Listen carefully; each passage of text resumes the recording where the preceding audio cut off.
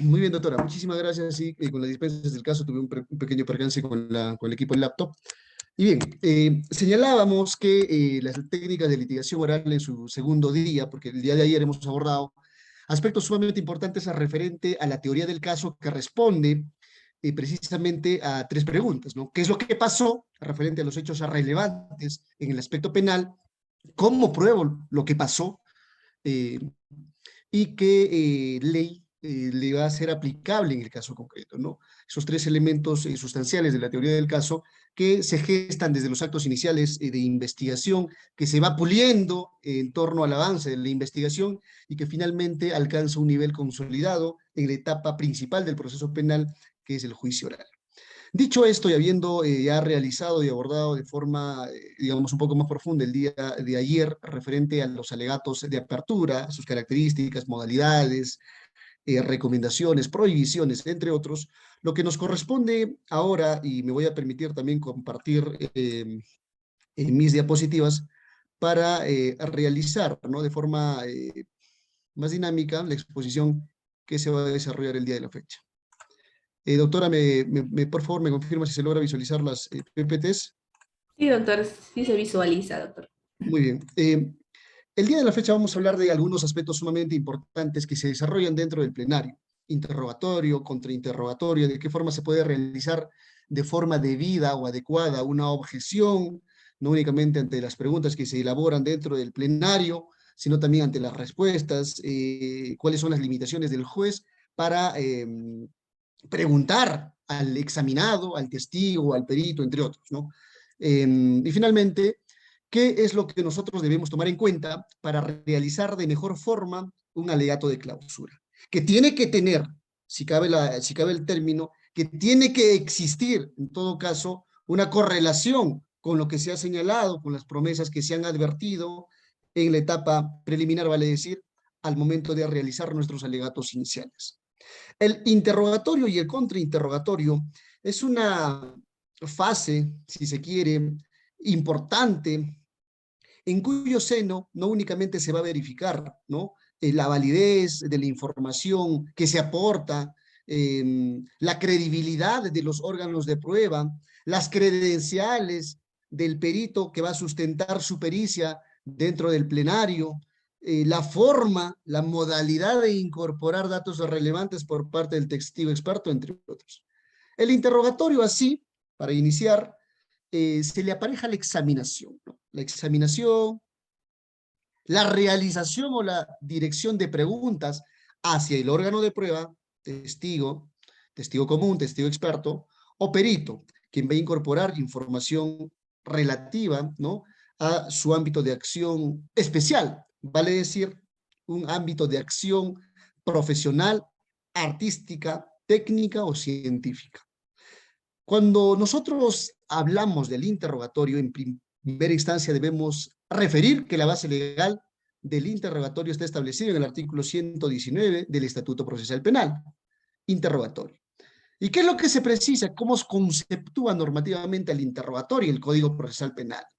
Se precisa que las personas que van a ser interrogadas deben responder a viva voz y sin consultar notas ni documentos. La regla general es esta. La excepción es que los peritos, o cuando existe autorización de acuerdo a las condiciones personales del imputado, el juez puede verificar, o en su caso el Ministerio Público, la Fiscalía, en etapas preliminares de investigación, puede autorizar la verificación de las mismas.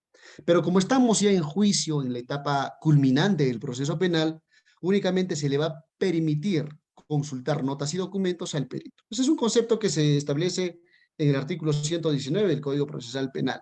Y justamente en el inciso 2 también hace la precisión de que el interrogatorio prohíbe preguntas impertinentes, preguntas capciosas y también las sugestivas. La base legal que contempla el artículo 170 es relativo al desarrollo, a la forma de cómo se va a concretar el interrogatorio. Y siempre hacen referencia, ¿no?, a esa circunstancia útil. Es por eso que siempre hacemos mención a los hechos penales relevantes. No cualquier hecho que podría adicionar, que podría complementar, ¿no? El objeto del proceso penal es útil, ¿no? Tenemos que nosotros poner en prelación la información relevante de las otras que no constituyen o que no están revestidas de una importancia considerable. Es por eso que también se precisa que el interrogatorio va dirigida a develar una circunstancia. El interrogatorio se desarrolla a través de la claridad y la objetividad de la información que aporta el testigo y que las mismas, vale decir, las preguntas tienen que ser siempre oportunas y las observaciones siempre precisas. Este primer apartado de las observaciones hace referencia precisamente a las objeciones que más adelante vamos a desarrollar. Entonces, cuando nosotros desarrollamos un interrogatorio, ¿no?, a un testigo, debemos hacer mención de que este interrogatorio persigue tres aspectos sumamente importantes. En principio, tenemos esa finalidad, ¿no?, ese designio de presentar a nuestro testigo como una persona, ¿no?, que es creíble, como una persona con credibilidad. Cuando hablamos de credibilidad, hablamos de un órgano de prueba que tiene condiciones personales positivas. No es lo mismo, queridos amigos, que atestigue, en un caso, por ejemplo, de tráfico ilícito de drogas, quien con anterior ocasión ya ha cometido un delito de esta naturaleza, o que tenga familiares que estén involucrados o vinculados con la comisión de este tipo de delitos.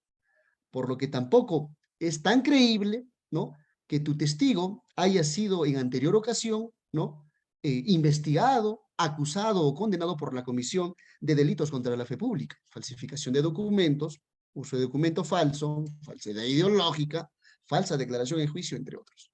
Entonces, el objetivo de un interrogatorio es por eso que nosotros debemos proponer testigos con credibilidad.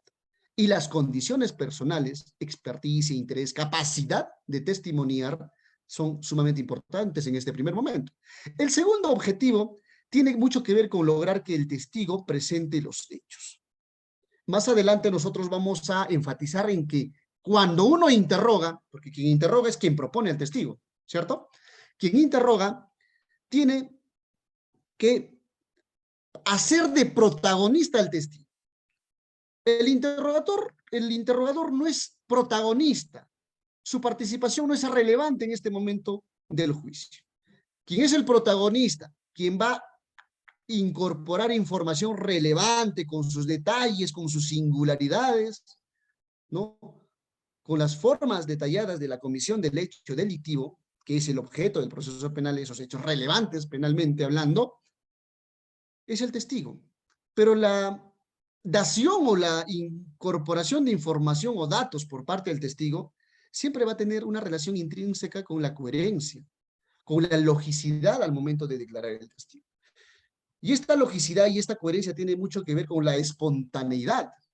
Y la espontaneidad necesariamente tiene un vínculo estrecho con el principio de inmediación, porque en todo momento el juzgador, ya sea juzgado unipersonal o juzgado colegiado, va a observar al testigo al momento en el que él está declarando.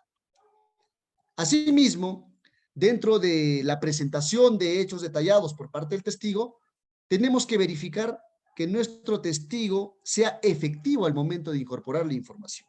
Y cuando hablamos de efectividad, hablamos de la concisión, de la precisión, de la completitud de la información y sobre todo de la ratificación de los hechos relevantes en torno a mi estrategia acusatoria o a mi postura defensiva.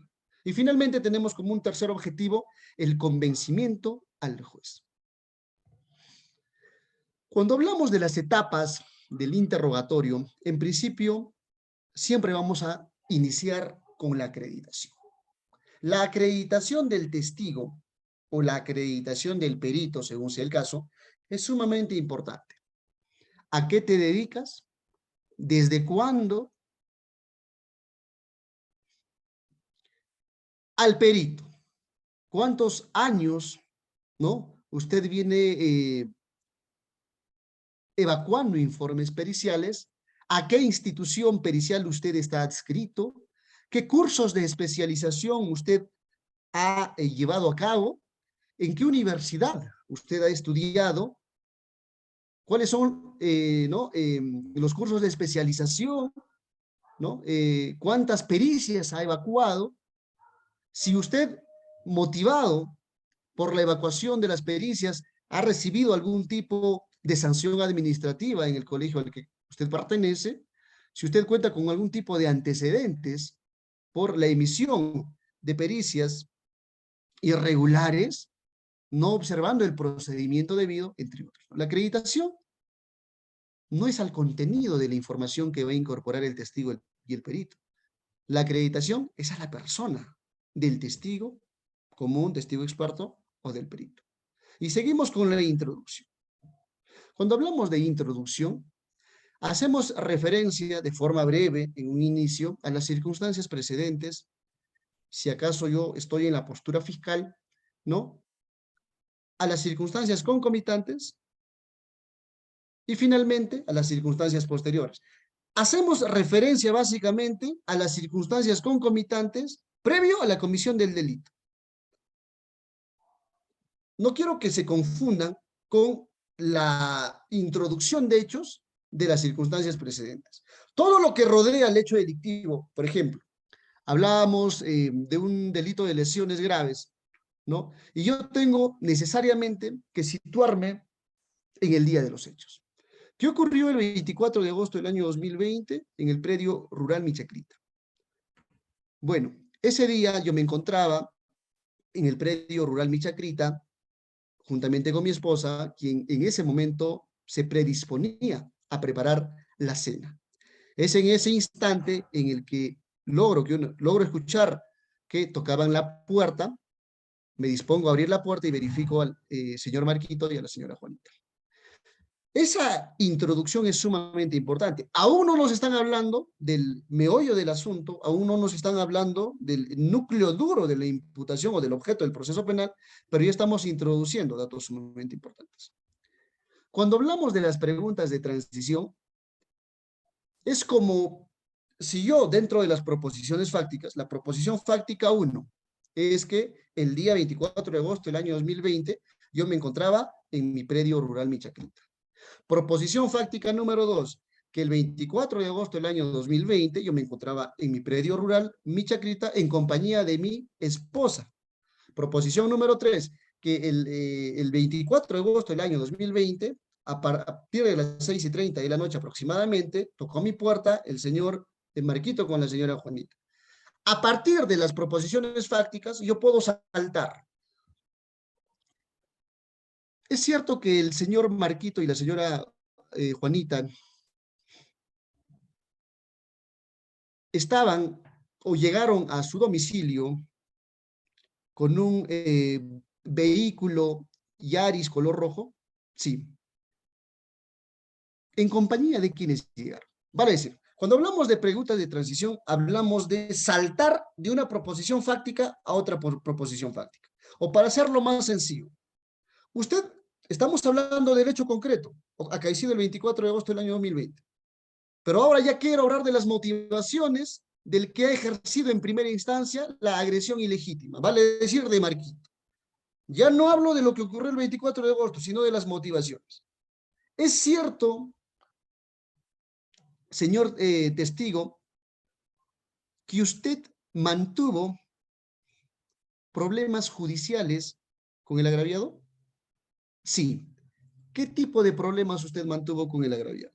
Bueno, el año 2018, cuando Marquito pretendía que nosotros le devolviéramos el terreno Michacrita, nos amenazó señalándonos con los que nos iban a golpear con un palo.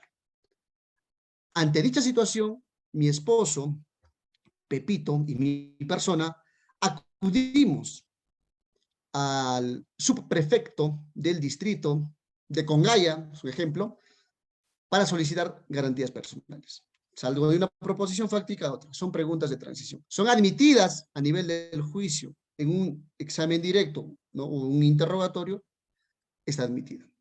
Y finalmente, la última etapa es el relato de hechos relevantes. Procuremos, queridos amigos, siempre incorporar hechos relevantes. ¿Y qué son los hechos relevantes? Son esos hechos que nosotros hemos considerado dentro de nuestra teoría del caso, ¿no? Esos hechos importantes que van a ser el objeto del debate en juicio. Las técnicas para realizar una adecuada examinación al testigo o perito son los siguientes. El protagonista, como hemos referido, es el perito o el testigo, a quien previamente debemos prepararlo. Y cuando hablamos de prepararlo, no estoy señalando de que debemos inducirlo a forzarlo a manifestarse de un determinado modo, contra todo tipo de pronóstico y contra todo tipo de regla de deontología forense. No lo puedo yo obligar, no lo puedo yo forzar al testigo a que diga mentiras o a forzarlo a que diga algo que no vio. Cuando hablo de prepararlo, y esto es sumamente importante porque, ¿qué es lo que pasa en la experiencia judicial peruana? A nivel de la investigación se recaban, ¿no?, declaraciones de testigos y años más tarde, 2 años, 3 años, 4 años más tarde, por lo general el testigo, ¿no?, por el paso del tiempo y por distintas circunstancias, porque la memoria no es prodigiosa en todos los casos de un testigo. Entonces, esa información que en su momento vertió a nivel de la investigación podría difuminarse por distintos motivos. Entonces, cuando hablamos de preparar al protagonista, al testigo, hablamos de hacerle entender cuál es su papel dentro del juicio y si él asume, porque eso es lo lógico, que la incorporación que él ha realizado o ha suministrado en la investigación, ¿no?, es la que ocurrió en realidad, entonces que nuevamente vuelva a leer su declaración previa para que realice un adecuado ejercicio de examen o vierta las respuestas adecuadas al momento de su interrogatorio. Es importante preparar al protagonista de la examinación. El interrogatorio necesariamente tiene que ser sencillo, pues. Debemos hablar despacio, no nos debemos acelerar, no tenemos por qué hacer la pregunta rápida y mucho menos hacerla pues con un tono de voz bajo o de forma, digamos, inadecuada en el sentido de que podamos incorporar información pues, ¿no?, ambigua, vaga e imprecisa. Tenemos que ser claros, claros, directo y despacio. Las preguntas en el examen directo son abiertas, ¿no? ¿Qué pasó? ¿Quién era la persona ¿no?, que acompañó al señor Marquito? ¿Cuándo ocurrieron los hechos? ¿Dónde ocurrieron los hechos? ¿Cómo ocurrieron los hechos? ¿Por qué usted no acudió a su ayuda cuando usted verificaba que estaba siendo golpeado con el cocobolo? Son preguntas abiertas que son un imperativo a realizar dentro del examen directo. Siempre vamos a incidir en los hechos relevantes. ¿Por qué? Porque nos hemos acostumbrado, lamentablemente, tanto Fiscalía, ¿no?, como abogados de la defensa, a irnos por las ramas.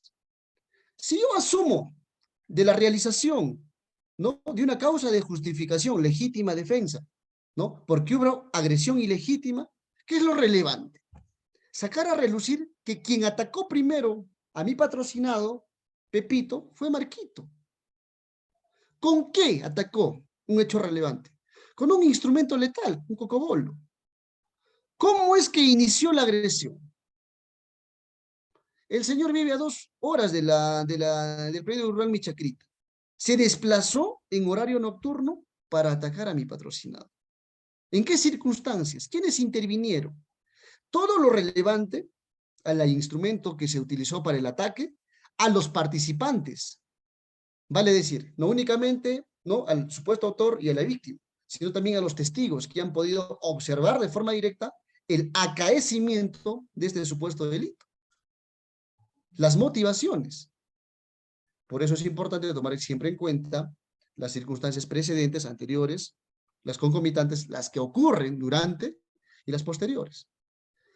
Y finalmente, dentro de estas técnicas tenemos que nosotros conocemos siempre la debilidad de nuestro testigo, de la información que ha incorporado nuestro perito en su informe pericial. Es por eso que debemos anticiparnos a lo que la contraparte va a efectuar en su contrainterrogatorio. Las prohibiciones, como ya hemos señalado, no debemos realizar las preguntas sugestivas, incluso esta prohibición está en la norma, no debemos perder el rumbo. Es por eso que nosotros tenemos que planificar, no solamente el contrainterrogatorio, también el interrogatorio es importante que nosotros planifiquemos. No es, no es adecuado que nosotros empleemos tecnicismo. El testigo, por lo general, es una persona de a pie, ¿no? Es una persona que ha verificado un hecho concreto, que ha observado, ¿no? Que ha presenciado algo. Entonces, el lenguaje siempre tiene que ser claro y directo. Y siempre ratifico sobre los hechos relevantes. Dicho esto, el interrogatorio lo efectúa quien ha propuesto al testigo o perito. Contrario censu, el contrainterrogatorio lo realiza la parte contraria. Si el fiscal propone a Pepito, ¿no?, como testigo, entonces el abogado de la defensa lo contrainterroga. La base legal del contrainterrogatorio está en el artículo 170. ¿Qué es lo que precisa? En su inciso 6. Son inadmisibles las preguntas capciosas, impertinentes o sugestivas, salvo esta última en el contrainterrogatorio. ¿Por qué es importante la pregunta sugestiva en el contrainterrogatorio? Porque cuando se contrainterroga, ya no es el protagonista, el testigo, como un experto o el perito. Ya torna protagonista el interrogador, o en este caso el contrainterrogador. Pero el ejercicio del contrainterrogatorio es un tanto más complicada en términos prácticos porque se debe planificar con mucha antelación, ¿no? No solamente porque debemos conocer las declaraciones previas, no solamente porque debemos entender a cabalidad el contexto en el que se ha perpetrado este delito, sino sobre todo porque como somos los protagonistas, nosotros tenemos que controlar la información que va a estar incorporando, ¿no?, el testigo perito. ¿Y por qué emplea preguntas sugestivas? Porque precisamente el contrainterrogador lo que pretende es justamente desbaratar no únicamente la credibilidad de este testigo o de este perito, sino sobre todo la información relevante que éste pretende incorporar a juicio. Es dinámica, ¿por qué? Porque el contrainterrogador siempre tiene que estar alerta, ¿no? Alerta, y siempre tiene que modular la voz y tratar de parametrar la respuesta que nos va a dar el testigo o el perito de la contraparte. ¿Es cierto que usted estaba el 24 de agosto del año 2020 en el predio rural Michacrita? Sí. ¿Es cierto que usted llegó a las 6:30 de la noche? Sí. ¿Es cierto que usted llegó en compañía de su esposa Juanita? Sí. ¿Es cierto que usted llegó provisto de un cocobolo? Sí. Yo voy con esa dirección dinámica de preguntas, controlando la información que va a aportar el órgano de prueba. Si yo hago pausas al momento del dinamismo, ¿no?, en el ejercicio del contrainterrogatorio, le puedo dar pie a que el testigo o el perito emita cualquier tipo de información o explique o justifique el porqué de algo. Y como ese hecho no es relevante para mi teoría del caso, entonces yo tengo que controlar debidamente dicho ejercicio. ¿Cuál es el objetivo señalado? Ataco la credibilidad del testigo. Es cierto, señor Marquito, que usted fue procesado por el delito de falsa declaración en juicio. Sí. Es cierto que posterior a ello usted fue condenado por el delito de falsedad ideológica el año 2020. Sí. Es cierto que usted incumplió las reglas de conducta cuando le concedieron cuando le suspendieron la ejecución de la pena. Sí. Ataco la credibilidad del testigo. Y el ataque a la credibilidad del testigo o las credenciales del perito, ¿es cierto, señor perito, que usted egresó de la universidad el año 2019? Sí. Los hechos que ocurrieron son del año 2020, ¿cierto? Sí. ¿Es cierto que cuando usted emitió el certificado médico legal únicamente contaba con 1 año de experiencia? Sí. ¿Es cierto que usted dentro de la consulta pública en la página web Conoce a tu médico del Colegio Médico del Perú, usted no es especialista en medicina legal? Sí. ¿Es cierto? ¿Es verdad? Son preguntas sugestivas. Es importante, es fundamental que el abogado defensor o el fiscal, ¿no?, sepa realizar preguntas sugestivas de acuerdo a las debilidades que hemos verificado en el testigo o el perito de la contraparte. Pero no solamente se atacan la credibilidad del testigo o las credenciales del perito, sino también la consistencia del relato. ¿Quién incorpora el relato sobre hechos relevantes? El testigo. ¿Y quién incorpora, ¿no?, un dato, una información relevante de naturaleza técnica, científica o artística? El perito, ¿no? ¿Y qué es lo que se va a atacar? ¿Se le va a atacar a un hecho en concreto? ¿O se va a atacar el análisis que ha realizado el especialista, la metodología científica que ha aplicado y las conclusiones? Y si éstas se condicen con el objeto pericial, con lo que se le ha encomendado al especialista. Naturalmente. Si un examen pericial no se precisa qué metodología se ha empleado, nosotros debemos atacar esa parte del informe pericial, sea oficial o de parte. Y también el objetivo es fortalecer la teoría del caso de la contraparte, a partir precisamente de atacar tanto los hechos como la credibilidad del testigo y credencial del perito. Un elemento o un aspecto sumamente importante dentro de la realización de este vaivén de preguntas, ¿no? Pregunta, interrogatorio, contrainterrogatorio, recontrainterrogatorio, redirecto, etcétera, son las objeciones. Y tienen como finalidad las objeciones evitar vicios futuros.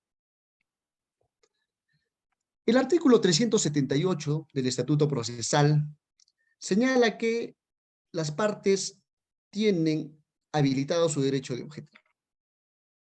Y de acuerdo a la decisión del juez, ¿no?, si acaso no nos dan la razón, también tenemos habilitado nuestro derecho de solicitar la reposición de las decisiones del juzgador. ¿Qué quiere decir reposición? Señor magistrado, deseo solicitar la reposición de su decisión en virtud a tales fundamentos. Por ejemplo, las preguntas compuestas no están normativamente prohibidas, ¿no? Las preguntas argumentativas tampoco, las preguntas conclusivas menos.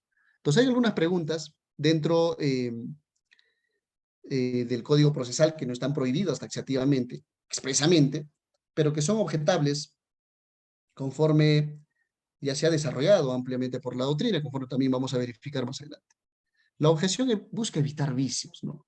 Busca o pretende que el desarrollo del interrogatorio y contrainterrogatorio siempre se enmarque dentro, ¿no?, de una debida incorporación de información al juicio oral.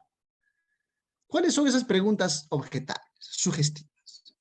Sugestiva es una pregunta objetable cuando dirige esa pregunta sugestiva el interrogador, pero no es objetable cuando lo dirige el contrainterrogador, como ya hemos visto con antelación.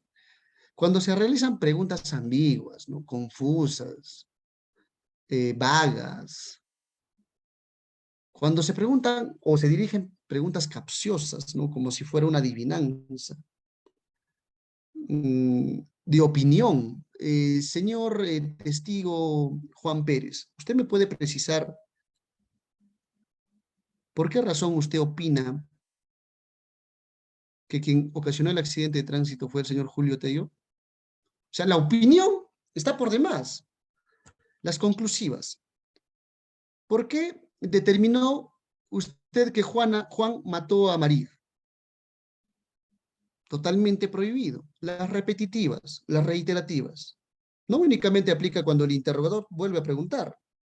Si el interrogador preguntó, ¿qué hacía usted entonces en el supermercado el 19 de abril del año 2020? El fiscal. Le corren traslado al abogado de la defensa, o en su momento cuando le toca interrogar al abogado de la defensa, o cuando interrogar también. ¿Y qué hacía usted el 19 de abril del año 2020 en el supermercado? O sea, las repetitivas no competen únicamente a quien ya ha realizado una pregunta, sino cuando ya se verificó dentro del contexto del interrogatorio y contrainterrogatorio global que ya ha sido, esa pregunta ya ha sido formulada e inclusive ya ha obtenido su respectiva respuesta. Especulativas, no hipotéticas, las argumentativas dentro del examen directo y también ¿no? del contraexamen, no hacer alusión a una argumentación cuando se está desarrollando, cuando se está incorporando información. Es una prohibición. La argumentación y la conclusión ya se desarrolla dentro de las inferencias conclusivas a nivel del alegato de clausura, cuando es impertinente. Esto es sumamente importante. Cuando el fiscal acusa a Pepito y ofrece sus medios probatorios, dentro de estas precisa su conducencia, pertinencia y utilidad, ¿cierto? Y ahí dice pertinencia, ¿no? Tiene vínculo con los hechos porque, ¿no? Porque, digamos, José observó o pasaba en el preciso momento de los hechos por la calle y pudo vislumbrar, ¿no? Lo que ocurrió el 24 de agosto del año 2020, ¿no? Y es útil porque va a acreditar las circunstancias en las que Marquito atacó a Pepito con el cocobolo, ¿no? Entonces, si José viene a juicio a incorporar una información tendiente a acreditar esa situación que se plasma, ¿no? En el requerimiento acusatorio, o el defensor, la defensa técnica al momento de ofrecer sus medios probatorios, dentro de los 10 días de absolver la acusación fiscal y ofrecer sus medios probatorios, solamente sobre eso se tiene que referir el testigo, ¿no? El testigo ya no me puede hablar de hechos distintos a lo que se han establecido en el requerimiento acusatorio o en la absolución de la acusación por parte de la defensa. Cuestiones irrelevantes. Hemos hablado de la relevancia de los hechos penales relevantes. Y en ese momento que Marquito atacaba a Pepito, usted logró ver a una niña o a una adolescente de nombre Rosita. Sí. ¿Y qué estaba haciendo esta persona, la señorita Rosita? Ahí estaba caminando a 200 metros. ¿Y con quién estaba caminando la señorita Rosita? Con su abuelito, ya. O sea, son hechos, ¿no? Son hechos que no tienen absolutamente nada que ver con la relevancia de los hechos que han de probarse en juicio. Y finalmente, las preguntas hostiles, ¿no? Siempre se debe guardar respeto, ¿no? Al examinado. Salvo sea un testigo hostil, y en esa medida el juez pues tomará la determinación de hasta qué punto llega el interrogador o contrainterrogador en dirigir las preguntas pertinentes. Las características de la objeción son 4, y son puntuales. Ante la conclusión, ¿no? de una pregunta, porque es importante que yo permita que la contraparte termine de formular su pregunta, una vez que concluye, objeción, señor magistrado, oportuna. Cuando ya ha respondido el testigo o el perito, ya perdió este criterio de oportunidad, este carácter de oportunidad. Si ya respondió, no tiene sentido que el juez decida, ¿no? o declare fundada o no lugar la objeción. Es específica porque se dirige necesariamente a una única pregunta. Es fundamentada porque objeción, señor magistrado, reiterativa. Objeción sugestiva. Objeción, pregunta compuesta, ¿no? Objeción, pregunta ambigua. Es estratégica porque, esto es sumamente importante. Cuando yo objeto una pregunta, en principio lo puedo hacer en un doble plano estratégico. En principio, yo objeto constantemente y logro que la contraparte, ¿no? Se intimide. Si tiene un guión de preguntas, si tiene una relación de preguntas, hago que su relación se trastoque, en consecuencia tenga ese temor infundado de continuar con el interrogatorio contra interrogatorio. Mucho se ha señalado sobre este último aspecto, ¿no? Se dice que el abogado, que sin mayor fundamentación y con el único ánimo de entorpecer el interrogatorio contra interrogatorio, ¿no? Objeta, estaría actuando con mala fe procesal. Pero finalmente, si acaso, ¿no? Si hay un fundamento, ¿no? normativo, doctrinario, para la realización de una objeción cuando se está desarrollando de forma defectuosa el interrogatorio contra el interrogatorio, tenemos también nuestro derecho a objetar. En consecuencia, esto ya va mucho, ¿no? de cómo va dirigiendo el debate el juzgador. Pero es estratégico realizar ello también. Es estratégico, por ejemplo, dejar de objetar cuando las preguntas que le realiza la contraparte van a generar una respuesta que van a abonar necesariamente a nuestra teoría del caso. Es estratégico. No lo objeto, ¿por qué? Porque la misma contraparte está incorporando una información que sirve a mi teoría del caso. Es por eso que no es del todo cierto objetar por objetar, pese a que hay una fundamentación normativa. Dicho esto, vamos a ingresar a la parte culminante del proceso penal, los alegatos de clausura. El abogado, para realizar este último acto procesal, uno de los más importantes dentro del proceso penal, tiene que haber acopiado, tuvo que haber acopiado las informaciones relevantes captadas en juicio. Los hechos penales relevantes de acuerdo a la postura acusatoria, ¿no? O la defensiva. Tuvo que detallar de qué forma el testigo X, Y y Z y en qué momento de la audiencia hacer énfasis en la incorporación de algo que va a abonar a mi teoría del caso. La idoneidad de los documentos que se han oralizado. La vigencia de los videos. La temporalidad de las fotografías. Las fuentes de información fidedignas.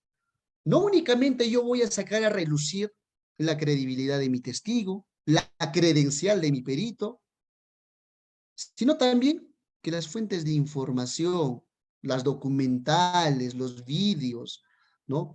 Las imágenes hayan sido obtenidas e incorporadas legítimamente al proceso penal, sino sobre todo la idoneidad de estas pruebas, no solamente en cuanto a forma, sino también en cuanto a su contenido, como vamos a ver.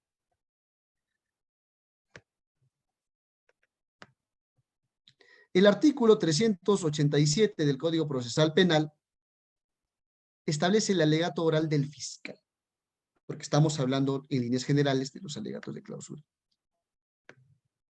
Siempre tiene que tener correspondencia, tiene que haber una correspondencia entre el alegato de apertura con el alegato de clausura.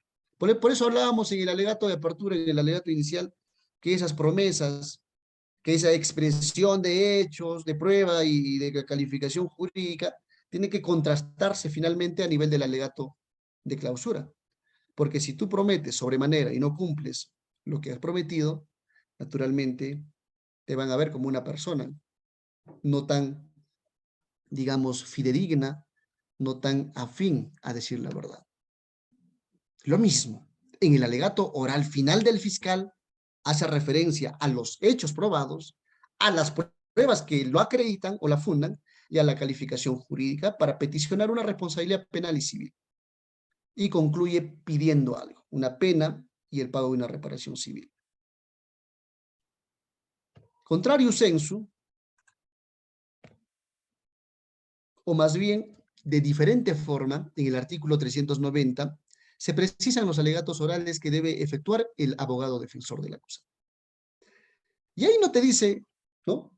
Necesariamente que se refiere a los hechos, a las pruebas que los fundan y a la calificación jurídica. Más bien te habla de temas muy interesantes, fíjese.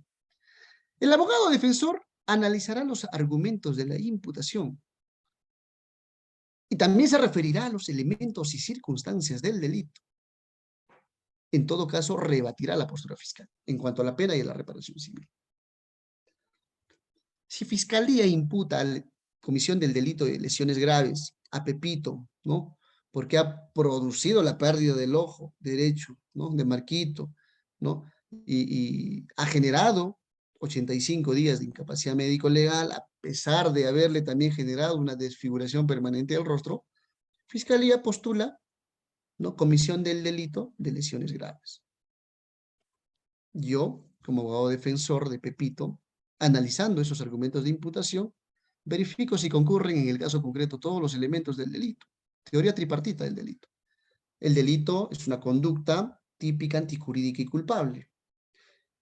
Cuando nosotros hablamos de un accionar defendiendo, ¿no? Sus bienes jurídicos propios, en el caso de Pepito, cuando quita el cocobolo y le asesta varios golpes también a Marquito, entonces estaríamos hablando de una causa de justificación que está contemplada en el artículo 20, inciso 3 del Código Penal, denominada legítima defensa.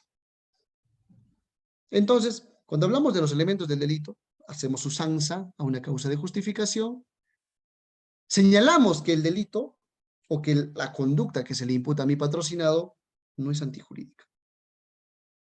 Y finalmente tengo que solicitar la absolución, ¿no?, de mi patrocinado y, si se diera el caso, la atenuación de la pena. Porque si yo enarbolo o si yo sustento legítima defensa, no olvidemos que hay legítima defensa perfecta cuando concurren los tres elementos de la agresión ilegítima, necesidad racional del medio empleado y de la falta de provocación suficiente, y legítima defensa imperfecta cuando no concurre uno de estos tres elementos. Las características fundamentales del alegato de clausura. Ya no habrá más oportunidad para yo comunicarle al juez mi teoría del caso. Vale decir, mi estrategia de defensa. Pero al contrario de lo que ocurre en el alegato de apertura, en este momento yo tengo que argumentar. ¿Por qué tengo que argumentar? Por la única y sencilla razón de que las pruebas ya me han dado pie, ya me están otorgando la posibilidad de hacer inferencias razonables, de hacer conclusiones o inferencias conclusivas. En nuestros alegatos de apertura sostuvimos que Pepito quitó a Marquito el cocobolo para defender su integridad física, salud. Y señalamos en su momento que íbamos a acreditar los tres elementos de la legítima defensa. Y en efecto, los tres elementos de la legítima defensa han sido ampliamente corroborables con la declaración de Juanita, esposa de Pepito, quien presenció los hechos. Asimismo, los hechos se han corroborado referente a la agresión ilegítima con el certificado médico legal evacuado por el perito médico legista José Quispe Gamarra, en la que se concluye que mi patrocinado presenta 3 días de atención facultativa y 15 días de incapacidad médico legal. Vale decir que hemos acreditado de manera fehaciente que mi patrocinado fue atacado previo a la comisión supuesta del delito por parte del hoy agraviado. Estoy argumentando. ¿Por qué? Porque le estoy dando énfasis al contenido y las conclusiones de un determinado medio probatorio. Siempre se van a precisar los hechos relevantes. ¿Cómo ocurrieron los hechos? ¿Dónde ocurrieron los hechos? ¿Quiénes participaron? ¿De qué forma se desarrolló? ¿En qué horario se efectuó el supuesto evento delictivo? Y siempre vamos a necesariamente indicar los hechos que se han demostrado. ¿Por qué? Porque, como verificamos en las diapositivas, estos tres elementos son elementos circulares que se complementan y que no debe faltar en ningún alegato de clausura. Entonces, ¿cuáles son las recomendaciones para realizar un alegato de clausura? Yo tengo que sintetizar, no por el hecho de que yo tengo la posibilidad de argumentar o de explayarme de mejor forma en hechos, pruebas, ¿no?, y derecho, voy a hablar por demás, porque no olvidemos que siempre va a haber una limitación temporal. Y como hay limitación temporal, yo tengo que enfatizar, tengo que sintetizar los hechos relevantes. Agrupo qué pruebas están a mi favor y los expreso con relevancia. Hago énfasis en esas pruebas que están a mi favor o que acreditan mi postura. Al contrario, si hay una prueba, ¿no?, que merma, que debilita mi postura, trato de sacarle, ¿no?, a relucir los defectos de esa prueba. Esa fotografía que nos ha mostrado el señor fiscal sobre las condiciones, ¿no?, o sobre el estado del rostro del agraviado, señor magistrado, hemos visto en este juicio que ni siquiera tiene fecha de perennización de las imágenes. No se sabe, señor magistrado, conforme pudimos advertir en este juicio, ¿no?, de qué instrumento digital se extrajo o con qué instrumento digital se tomaron o se registraron dichas fotografías. Por lo que estaríamos frente, ¿no?, a imágenes trastocadas que no se corresponden, se condicen con la realidad. Otra recomendación es apuntar la fecha y momento de las declaraciones testimoniales relevantes. No olvidemos que nuestro alegato de clausura podría servirnos de base para una eventual interposición de un recurso impugnatorio. Vale decir, para poder impugnar si acaso la sentencia no nos es favorable, vía un recurso de apelación. ¿Por qué es importante tener claro cuándo Johncito, ¿no?, cuándo Carlitos declaró, cuándo Jorgito declaró, y en qué sentido declaró, y ante qué respuesta? Porque mira, yo puedo decirle al juez, señor magistrado, y al momento en el que Carlitos pasó por este juicio, y usted le preguntó a qué distancia se encontraba del pleito, de la pelea física en la que se habían, ¿no?, entablado entre Pepito y Marquito, le respondió a usted de forma fehaciente que vio que en primera instancia Marquito procedió a agredir con el cocobolo a Pepito. A usted, señor magistrado, le respondió a la pregunta que le dirigió en estos términos. Por eso es importante que cuando se está desarrollando todo el juicio nosotros tengamos, ¿no?, un apoyo físico, una hoja de apuntes, ¿no?, un apoyo digital a la computadora para ir precisando los aspectos relevantes de la información que va incorporando tanto testigos como peritos, así como de las documentales en su oralización. ¿Cuáles son las reglas para realizar un adecuado alegato de clausura? Se analizan los hechos relevantes. Yo tengo que concentrarme en los hechos importantes que van a acreditar o corroborar mi teoría del caso. El aporte acreditativo de mis pruebas. No tengo que irme por las ramas nuevamente.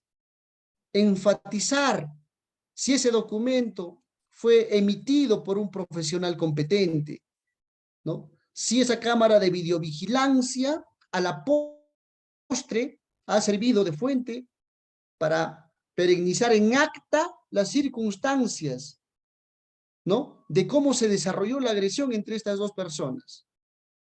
Y también se precisa la norma aplicable. La Fiscalía solicitará la aplicación del artículo 121 del Código Penal con la imposición de 6 años de pena privativa de libertad y no habiéndose constituido en actor civil la parte agraviada, la imposición de una reparación civil ascendente a 50.000 soles. Contrario sensu, el abogado de la defensa solicitará la aplicación del artículo 20, inciso 3, causa de justificación, porque la conducta no es antijurídica. En consecuencia, aplicación del artículo 398, inciso 1 del Código Procesal Penal, referente a la absolución del acusado. Dependerá mucho la aplicación de estas reglas de cómo nosotros estemos, ¿no?, ubicados dentro del plenario. La argumentación, como ya he señalado, tiene que ser lógica, suficiente y creíble. Porque estamos hablando ya de un aspecto argumentativo dentro de los alegatos de clausura. Porque ya podemos hacer conclusiones a partir de los hechos y de las pruebas que han determinado, ¿no?, la corroboración de esos hechos. Podemos hablar del móvil, ¿no? Marquito estaba enfurecido porque Pepito no le quería devolver su predio rural Mi Chacrita. Ya lo venía amenazando porque tenía el móvil de recuperación del patrimonio y posterior a ello el móvil de venganza de poder originarle lesiones porque éste no aceptaba su petición. ¿Cuál es la calidad de la prueba? Es lo mismo que un perito que tiene 2 años en el ejercicio de la profesión, que no tiene adscripción, ¿no?, a un colegiado de peritos a nivel de la nación con reconocimiento de las entidades respectivas. No es lo mismo a que se presente a un perito de 20 años con publicaciones de libros, de artículos científicos, ponente en distintos eventos, ¿no?, temas periciales, etc. La calidad de la prueba es bastante importante. Y es argumentativo, sí, porque yo tengo que sacar a relucir todos esos aspectos dentro del alegato de clausura. La refutación, naturalmente, tengo que refutar los argumentos que va a desarrollar y es por eso que tengo que estar atento a lo que manifieste la fiscalía o el abogado de la defensa al momento de realizar sus alegatos. La aplicación del derecho es fundamental. Y cuando hablamos de la aplicación del derecho, no únicamente hacemos referencia a la legislación, al código sustantivo, al código procesal, penal, sino también a la doctrina, a lo que manifiestan los especialistas en la materia, a los pronunciamientos de la Corte Suprema. Y aquí sí es importante el uso de la retórica. ¿Por qué? Y porque el convencimiento no se va a asemejar a sugestionar al juez o al que va a decidir tu caso.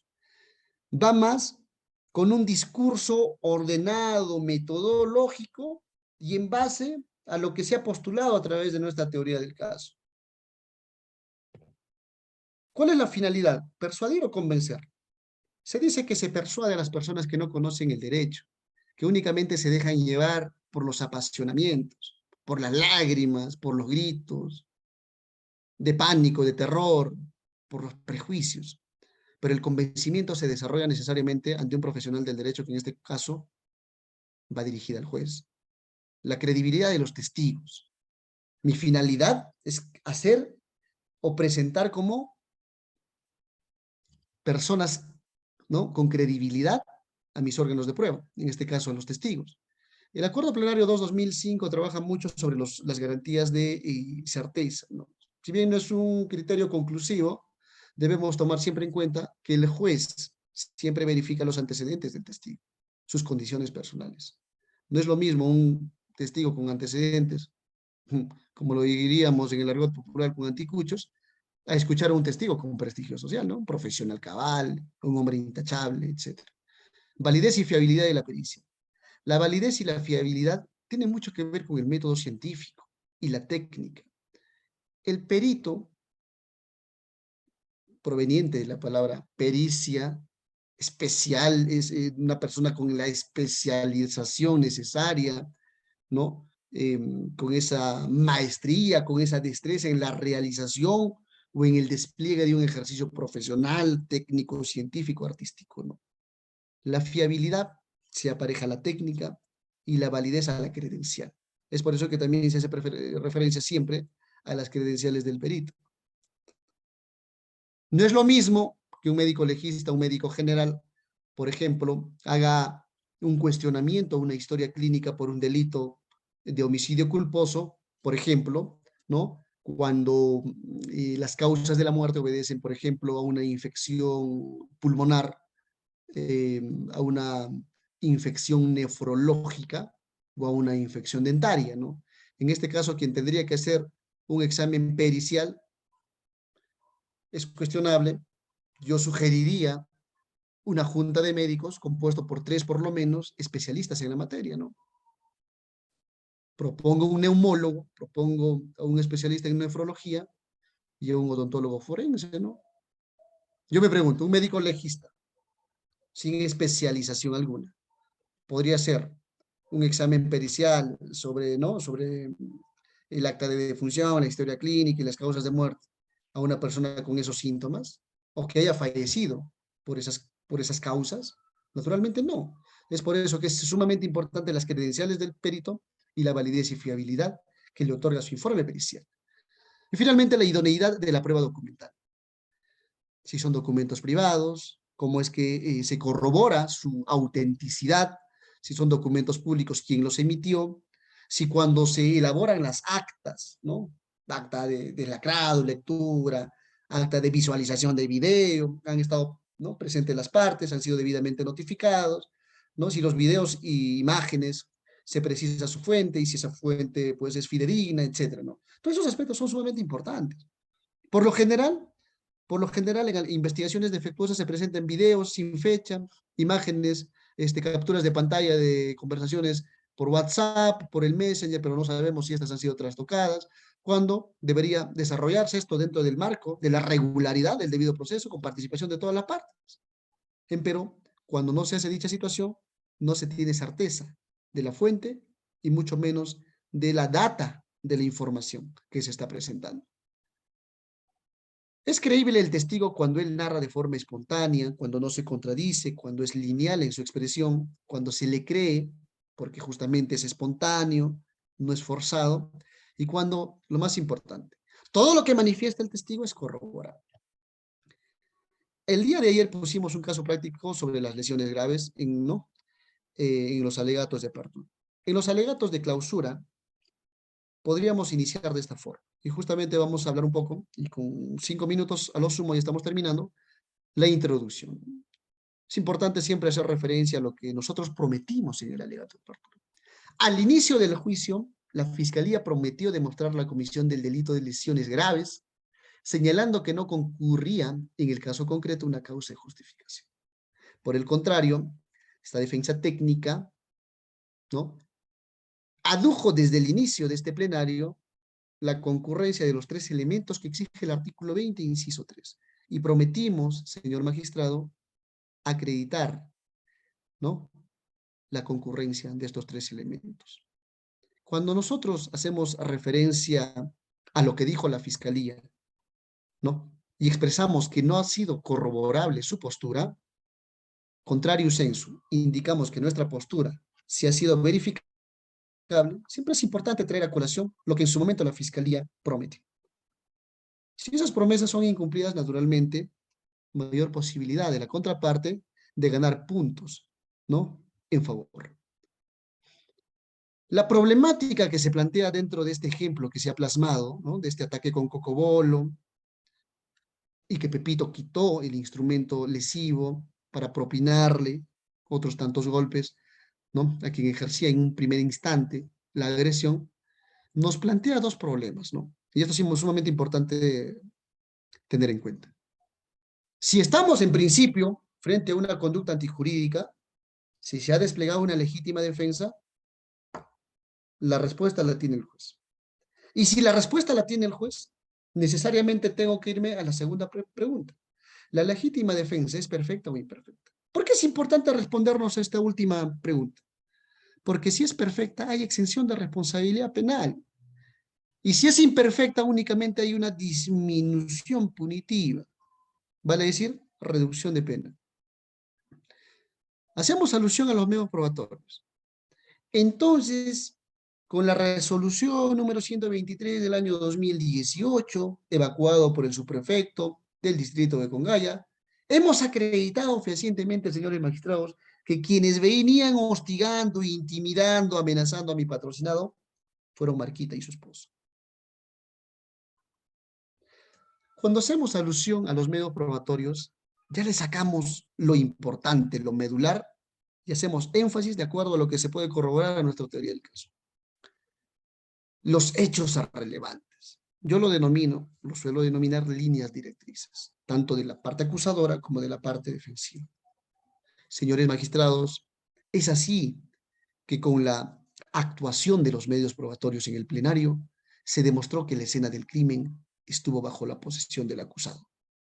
Asimismo, se comprobó que se utilizó el mismo instrumento para ejercer la defensa. Se probó, en tercer punto, que el móvil del agraviado fue de lesionar al acusado, previo a la constante perturbación de la posesión que legítimamente venía ejerciendo mi patrocinado. Y finalmente acreditamos la concurrencia de las 3 circunstancias que exige la legítima defensa. Todo lo que yo plasmo como líneas directrices en el alegato de apertura, tengo que consolidarle en este último momento del juicio. En consecuencia, solicito la aplicación del artículo 20, inciso 3, agresión ilegítima por parte de Marquito, necesidad racional del medio empleado para repeler el ataque, porque lo único que realizó mi patrocinado es quitarle el instrumento y golpearle con eso mismo para evitar un daño mayor en su integridad física. Y falta de provocación, porque mi patrocinado en ningún momento provocó al señor para que despliegue ese tipo de conductas rechazadas por el ordenamiento jurídico. Y ahora sí, ¿puedo hacer referencia a lo que manifestaron los doctrinarios, los estudiosos del derecho? Sí. ¿Puedo hacer referencia al sustento jurisprudencial? Sí. Es así, señor magistrado, que en un caso similar en el recurso de nulidad 910-2018 Lima Este, en el fundamento jurídico 5.2, referente a la legítima defensa, se señala que ésta se ejerce frente a una agresión injusta y en casos excepcionales.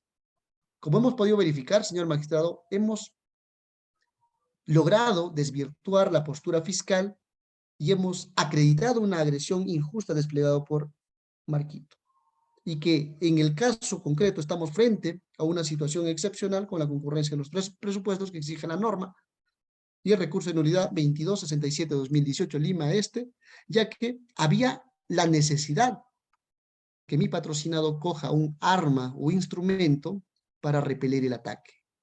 Y el ataque se desplegó en sus necesarias dimensiones. Por lo que, petición final, al amparo de lo previsto en el artículo 398, inciso 1 del Código Procesal Penal, solicito emita una sentencia de absolución en favor de mi patrocinado, ya que el hecho no constituye delito. No constituye delito porque no concurre el segundo elemento del delito dentro de la triada del delito, vale decir, el hecho jurídico o el hecho por el cual se le está acusando a mi patrocinado no es antijurídico. La petición final no únicamente se hace referencia a las condiciones de la pena o al aspecto punitivo, sino también a las consecuencias accesorias y a la reparación civil. Porque no olvidemos que ya la Corte Suprema en sus pronunciamientos ha señalado que pese a la no verificación de una actividad delictiva, podría determinar la imposición de un pago de una reparación civil contra el acusado. Siendo así, queridos amigos, espero no haberles cansado con la exposición. Hay mucho por avanzar. Estamos todavía aprendiendo algunas pautas para desarrollar un adecuado alegato de clausura. Siempre, siempre no olvidemos que tenemos que conocer a nuestro juez. Los jueces determinan las reglas de juego, si bien dentro de nuestro contexto normativo se establecen algunas pautas, ¿no? Algunas directivas, de todos modos el juez va a determinar, ¿no? Con decisión final de qué forma se va a desarrollar un alegato de clausura, pero es importante que conozcamos estos elementos, las bases normativas, lo que señala, ¿no?, la Corte Suprema a través de sus pronunciamientos, vía casación, etcétera, plenos jurisdiccionales, acuerdos plenarios, para desarrollar de mejor forma nuestro rol, tanto en el flanco del Ministerio Público como de la defensa técnica. Estoy presto para absolver algunas preguntas que ustedes tiendan a bien dirigirme y muchísimas gracias nuevamente por su atención.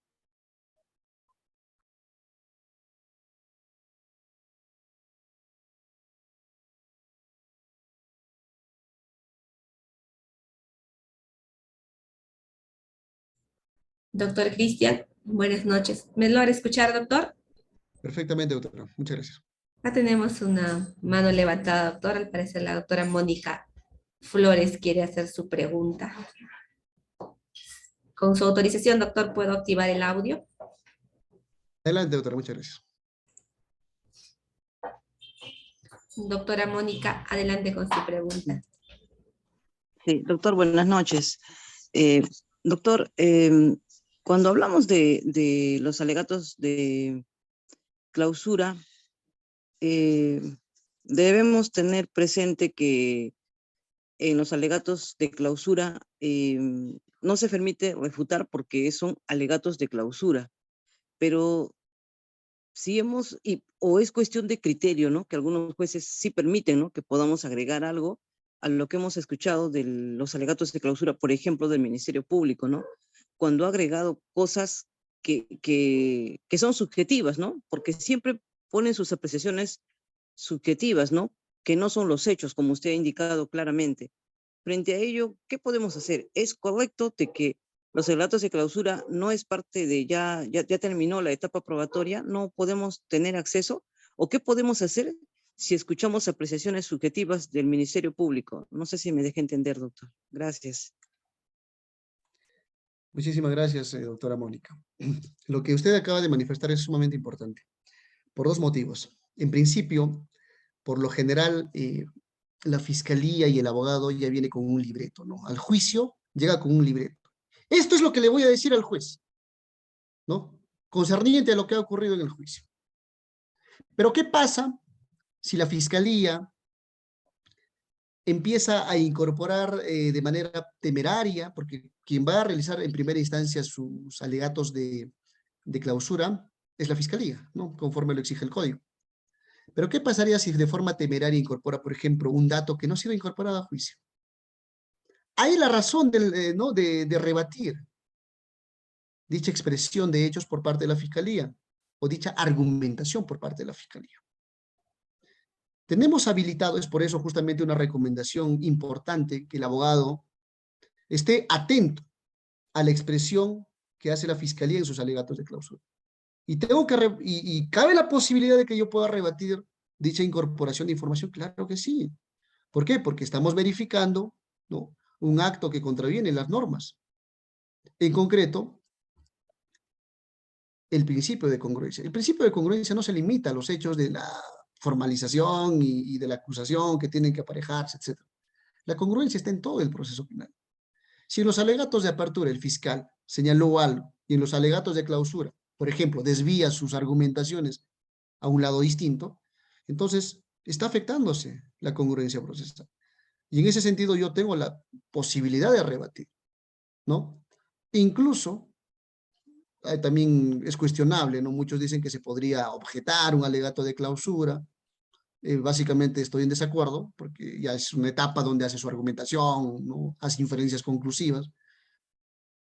Al momento de ya desplegar nuestros alegatos de defensa es el momento en el que nosotros tenemos que sacar a relucir, ¿no?, todas las debilidades, ¿no?, todas las contrariedades de la Fiscalía al momento de realizar sus alegatos de clausura. Es perfectamente posible, doctora Mónica, que se pueda rebatir esos argumentos iniciales, o perdón, finales de la Fiscalía cuando nos toca hacer nuestros alegatos finales también.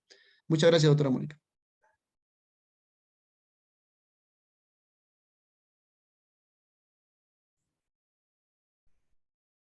Bien, doctora, ahora vamos a revisar el chat. Creo que hay unas preguntas.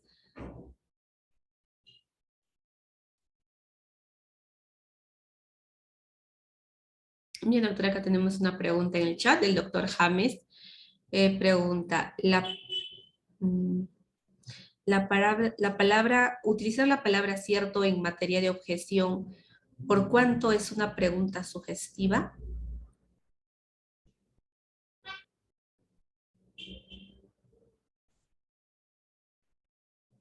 Muy bien. Hemos dicho que las palabras sugestivas están prohibidas para el interrogatorio. Quien propone el testigo como un testigo experto o perito tiene que realizar preguntas directas. ¿Qué pasó? ¿Cómo pasó? ¿Quiénes participaron en el evento? ¿Cómo es que se desarrolló, ¿no?, la agresión? Eh, ¿Por qué usted acudió a dicho lugar? Etcétera. Son preguntas abiertas, preguntas directas. Eh, la palabra sugestiva, ¿es cierto que usted tiene 2 hijos? ¿Sí?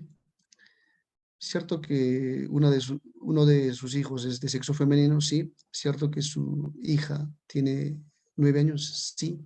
¿Es cierto que el papá de su hijo se llama Juan Alberto? Sí. ¿Es cierto que Juan Alberto fue condenado por el delito de tráfico ilícito de drogas? Sí. El contrainterrogador tiene la facultad, ¿no? Se le faculta realizar preguntas sugestivas. Es factible en ese momento, en el contrainterrogatorio.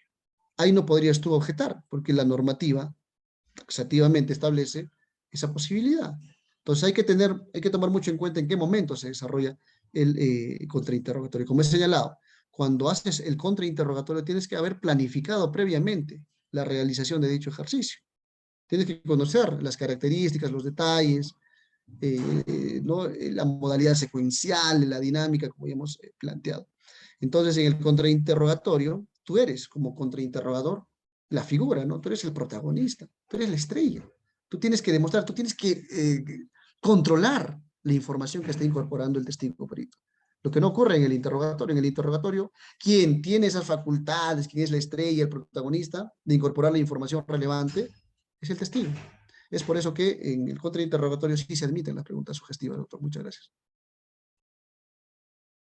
Y doctor, gracias. Aquí hay otra pregunta más en el chat, doctor. El doctor José pregunta, doctor, ¿en qué etapa se hace el interrogatorio?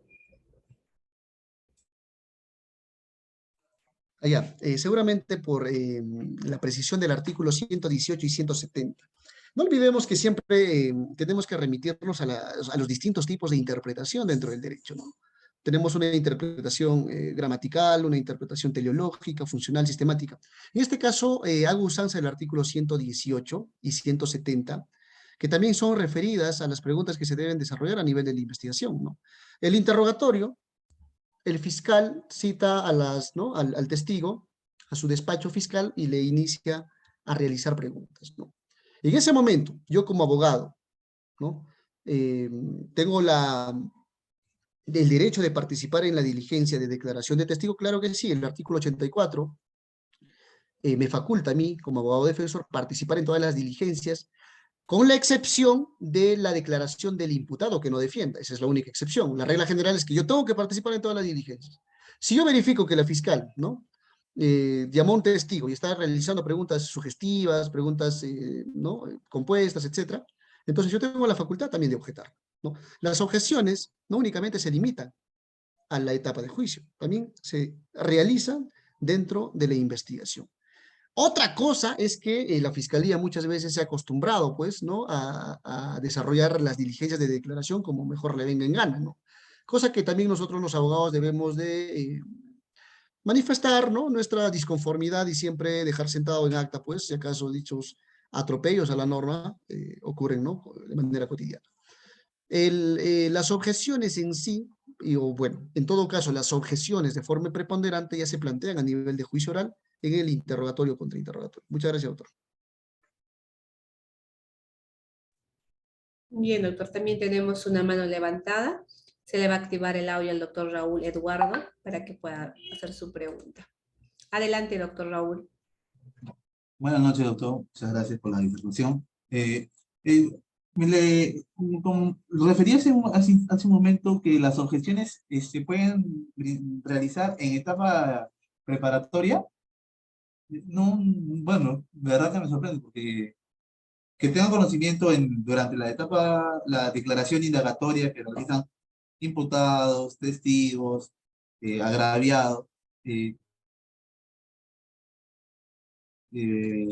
Son preguntas abiertas y que en el juicio, así cuando debería ser, ¿no? Hacer conocer al juez que las preguntas, ¿no? Que se realizaron durante la etapa preparatoria fueron de tal forma, ¿no? Presentaron ciertos defectos. Esa es mi primera, referente a lo que he dicho en este momento. Mi consulta es, doctor, ¿qué pasa si al momento que se leen las documentales, las pruebas preconstituidas, se dan lectura, las actas policiales? Por ejemplo, interrogar un efectivo policial, en cierto modo es complejo, porque el efectivo policial va a narrar lo que dice su acta, sea verdad o sea mentira, lo va a narrar, porque él mismo lo ha formulado. Entonces, en cierto modo, habría ese testigo policía, se le podría considerar como como cierto, como un medio de prueba fuerte, ¿no? Para poder llegar a lograr sentencia, porque obviamente si él es el que hace su acta, no se va a poner la soga al cuello y contradecir. ¿Y qué pasaría también si durante la prueba preconstituida, cuando se da lectura al acta policial, y en el interrogatorio del efectivo policial se demuestra contradicción? ¿Se puede dejar sin efecto el acta? ¿Se puede pedir su nulidad? ¿O solamente se le restaría valor probatorio? Muchas gracias. Bien, muchas gracias, doctor Raúl. Importantes preguntas. Sobre la primera, cuando hablo de objetar una pregunta a nivel de la investigación fiscal, no me refiero a que sea un desarrollo de algo protocolar como si ocurre, por ejemplo, en el juicio, ¿no? ¿Por qué? Porque a nivel de la investigación solamente están participando la fiscalía, ¿no? y los abogados, si fueran varios, o el abogado de la defensa, si fuera uno solo. Nosotros tenemos el derecho como abogados defensores de objetar preguntas sugestivas. Hemos verificado, por ejemplo, que en la praxis policial, cuando un caso se le asigna, ¿no? al auxiliar de la investigación, que es el policía, ¿no? encargado del caso, de coadyuvar en la investigación, hacen preguntas, pues, en realidad muy direccionadas, ¿no? muy sugestivas. Y me ha pasado, y yo he tenido la oportunidad de objetar, ¿no? Un momentito, señor efectivo policial, la pregunta que le está dirigiendo es una pregunta sugestiva, está contraviniendo la norma procesal, por lo que por favor le pediría que reformule su pregunta. Y si acaso no la va a reformular, que constancia de mi objeción en este acto, ¿no? O sea, no es que vayamos a correr traslado a un tercero y el tercero diga al lugar la objeción, reformule, no. Lo que nosotros debemos hacer, o sea, las reglas del interrogatorio se deben respetar desde el inicio, eso es lo que me refiero. Ahora, las objeciones en sí, ¿no? O la pre-verificación de las preguntas objetables en sí, se va a desarrollar a nivel ya, pues, no de manera preponderante en el juicio. Eso en primer lugar. En segundo lugar, sobre ¿no? las pruebas preconstituidas, sobre si la declaración de un efectivo policial, por ejemplo, controvierte o se contradice ¿no? con el acta, digamos, de intervención policial, etc. ¿no? No podemos solicitar la nulidad o que se deje sin efecto un documento en juicio oral, ¿no? A menos, espero me pueda ser bastante explícito en ese aspecto, a menos que yo haya verificado, ¿no? Que previo a la realización de juicio no se hizo absolutamente nada para solicitar una exclusión probatoria, por afectación a derechos fundamentales, ¿no? Digamos, un ejemplo. Si yo verifico, ¿no? Que el audio que se ha incorporado al proceso penal, ¿no? Es un audio de una conversación telefónica, ¿no?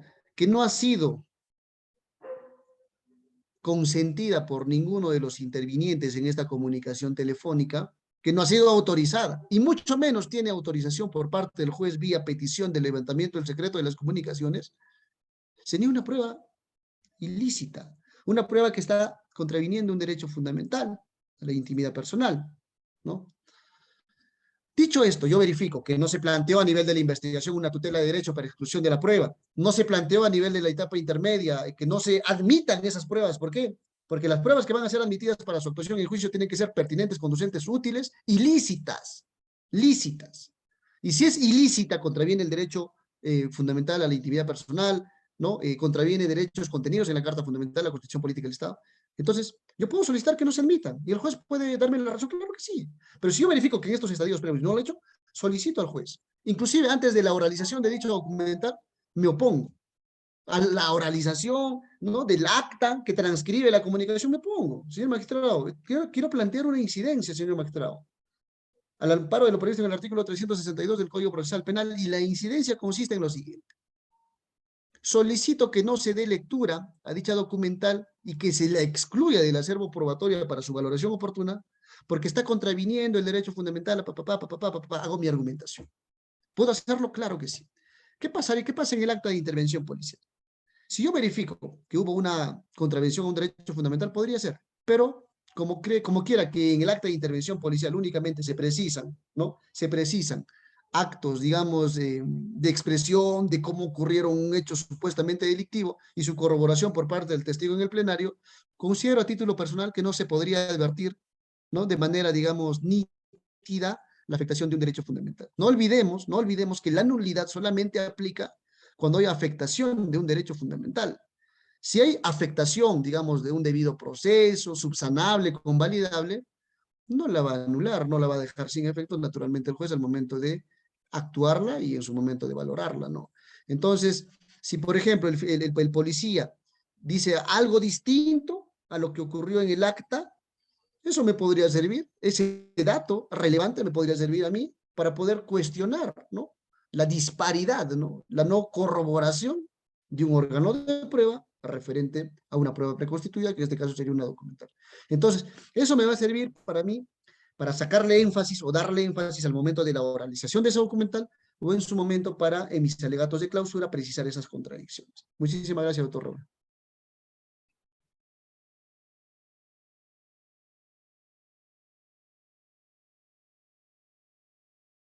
Y doctor, también tenemos más preguntas en el chat, se lo voy a leer, doctor. La doctora Mónica pregunta, en algunas declaraciones lo toman los asistentes fiscales y el abogado tiene que controlar sus preguntas del asistente fiscal y no por el fiscal responsable. Bueno, creo que es un comentario. Bueno, aquí otra pregunta de la doctora Carmen Ávila. Dice, en la etapa de investigación preparatoria, ¿puede objetar cuando la pregunta imputa al denunciante?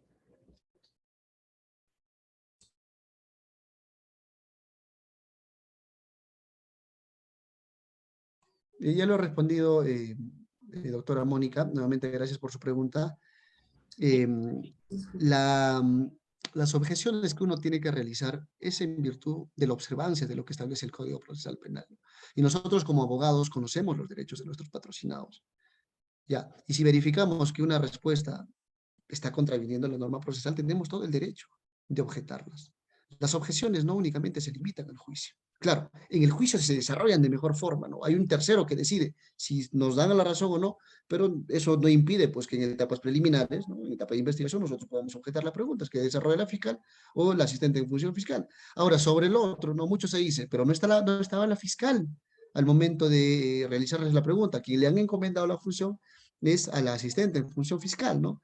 Finalmente, esto se salva cuando se señala que pues la fiscal siempre ha tomado conocimiento, ha estado al tanto y que únicamente ha servido de apoyo al asistente en función fiscal, ¿no? Son temas en realidad que ya no revisten, digamos, mayor complejidad o mayor cuestionamiento, porque es una usanza común, ¿no? Quien toma la declaración del testigo no es la fiscal, sobre todo, o por lo general, quien dirige las preguntas o el interrogatorio a nivel del despacho fiscal es pues, el asistente, ¿no?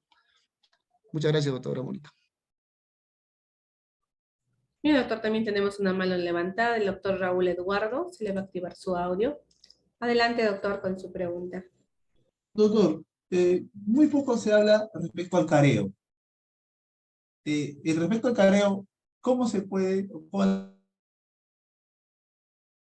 sería la forma correcta de poder incoar, ¿no? Solicitar que se realice un careo entre dos testigos, entre peritos? Por favor.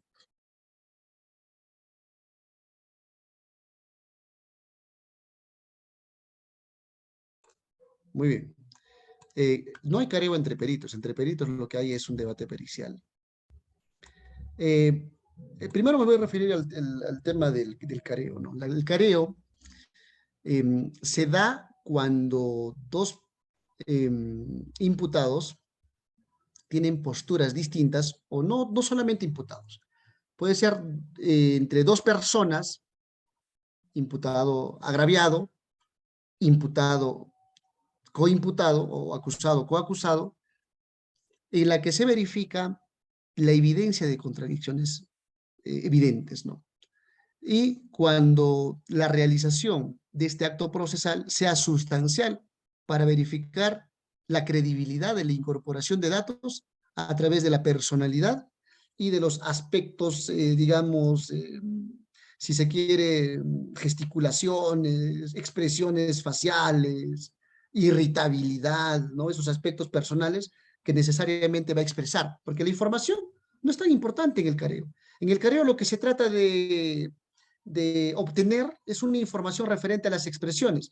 Y yo, en virtud de la inmediación como juzgador, verificar en qué condiciones, ¿no? Voy a darle mayor mérito, si a Pepito o a Juanito, dentro de la verificación física de un careo concreto. Cuando hablamos del debate pericial, ¿no?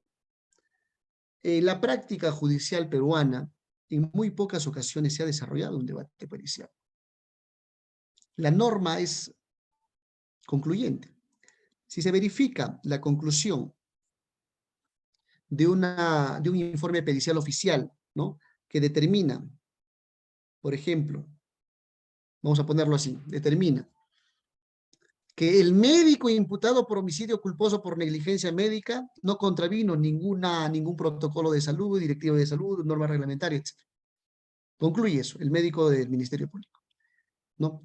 Pero los médicos legistas de parte, el médico legal de parte, el odontólogo forense, el médico neumólogo, etcétera, etcétera, etcétera, de parte determinan que sí hubo negligencia médica porque hubo contravención a la lex artis, ¿no?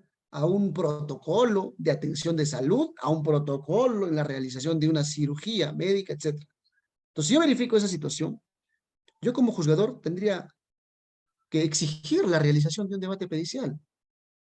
Lamentablemente en nuestra práctica judicial peruana, porque he visto muchos casos en los que las conclusiones de los informes han sido pues no contradictorios, no se ha desarrollado el debate pericial. ¿Establece el Código Procesal Penal pautas para la realización de un debate pericial? No. No se dice de qué forma se va a desarrollar. ¿Cuáles serían los procedimientos para desarrollarse un debate pericial? ¿Quién fundamentaría primero su discurso? ¿Quién explicaría su método? ¿De qué forma explicaría el otro? ¿De qué forma se podría desarrollar una objeción dentro del debate pericial? A título personal, querido doctor, estoy convencido que la regulación del debate pericial todavía está pendiente en la judicatura peruana para el desarrollo de estos importantes actos procesales.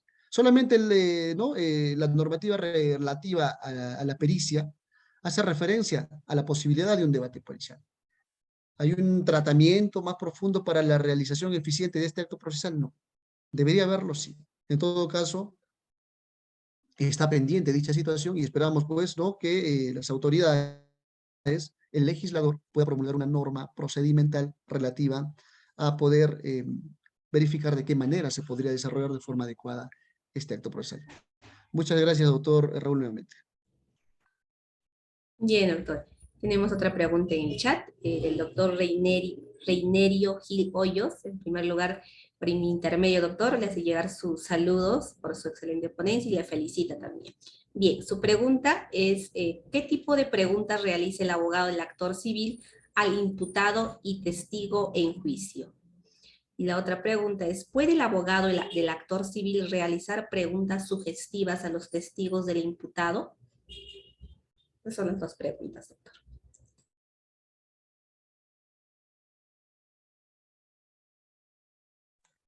Muy bien. Muchas gracias, doctor Reinerio.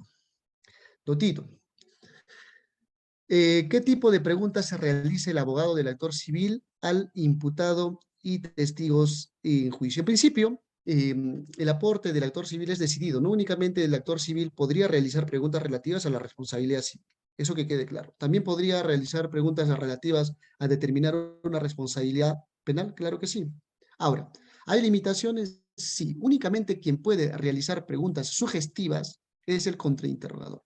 Y el contrainterrogador es quien está contrario a tus intereses. Si la fiscalía ofrece un testigo, hace preguntas directas. ¿Podría el actor civil, estando de parte de la fiscalía, ¿no?, porque la fiscalía solicita la pretensión punitiva, el actor civil, constituido debidamente, formalmente el proceso penal, hace su pretensión resarcitoria, ¿no?, reparatoria, ¿no? Pero ¿en qué postura está? El actor civil está dentro de la postura, digamos, pareja de la fiscal, o está afín al fiscal, o está afín a la postura del abogado de la defensa. Está del lado de la fiscalía. En consecuencia, no podría realizar preguntas sugestivas. Contrario sensu, ¿podría realizar preguntas sugestivas a los testigos del imputado? Claro que sí. Es viable que realice las preguntas a los testigos del imputado, porque, como ya lo he señalado, están en la contraparte, están en el otro linde, ¿no? Están en el otro flanco. En esa medida, sí es viable que se realicen ese tipo de preguntas. Muchísimas gracias, doctor Reiner.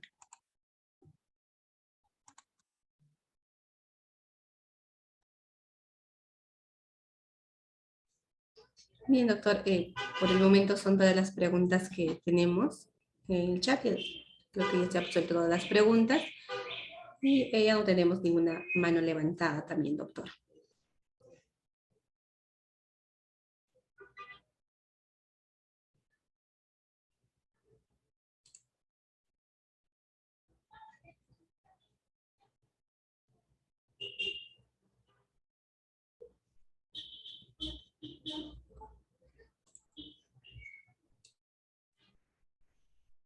Bien, doctor Cristian, no habiendo más preguntas, no sé si hay alguna referencia más de su parte, doctor, o ya estaríamos culminando con el presente evento académico.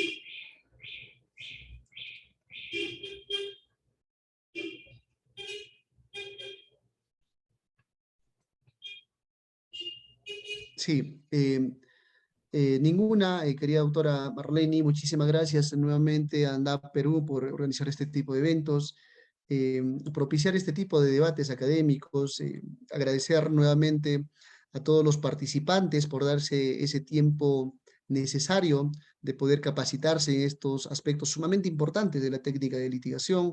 Es importante, es sumamente relevante aprender, ¿no? Aprender, ¿no? Asir nuevos conocimientos, hacernos de mayor capacidad para poder afrontar ¿no?, los juicios, los procesos penales, se afectan derechos fundamentales, ¿no?, de libertad, como un bien muy preciado que procura proteger nuestra nación a través de estos distintos controles sociales, ¿no? El control formal, a partir del aparato estatal de pretender castigar a través de su facultad de ius puniendi, los eventos delictivos.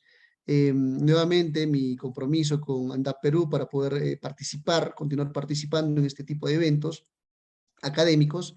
Agradecer nuevamente las importantes preguntas que ha hecho la audiencia, el público, los participantes, los asistentes, siempre precisos y siempre, pues, ¿no?, con ese designio de esclarecer algunos tópicos que, si bien no han sido de repente profundamente analizados, también responde, pues, al tiempo limitado, ¿no?, que se nos ha concedido, pero eso es óbice, pues, para seguir ¿no?, hurgando, profundizando en cuanto a los conocimientos de las técnicas de litigación oral, que básicamente vamos a aprenderlo, pues, de mejor forma en la práctica, ¿no? En la praxis diaria, con los errores que se puedan acometer, porque no somos perfectos, tanto litigantes como fiscalía e incluso los mismos jueces pueden cometer una serie de defectos, una serie de errores, pero justamente eso es parte del entrenamiento constante y ¿no?, de los errores que verificamos y de la predisposición que nosotros tenemos para mejorar nuestras actitudes, nuestras destrezas, nuestros conocimientos, en fin. Agradecido a ANDAP Perú, agradecido a la doctora Marlene Maima y a todos los presentes por esta oportunidad. Muchísimas gracias y hasta otra oportunidad conmigo. Muchas gracias. Muchas gracias, doctor. Nuevamente, hacerle llegar nuestro agradecimiento por su participación y estoy segura que vamos a contar también para los próximos eventos con su disertación. Muy amable, doctor. Agradecerle nuevamente y desearle un bonito fin de semana. Muchas gracias, doctor.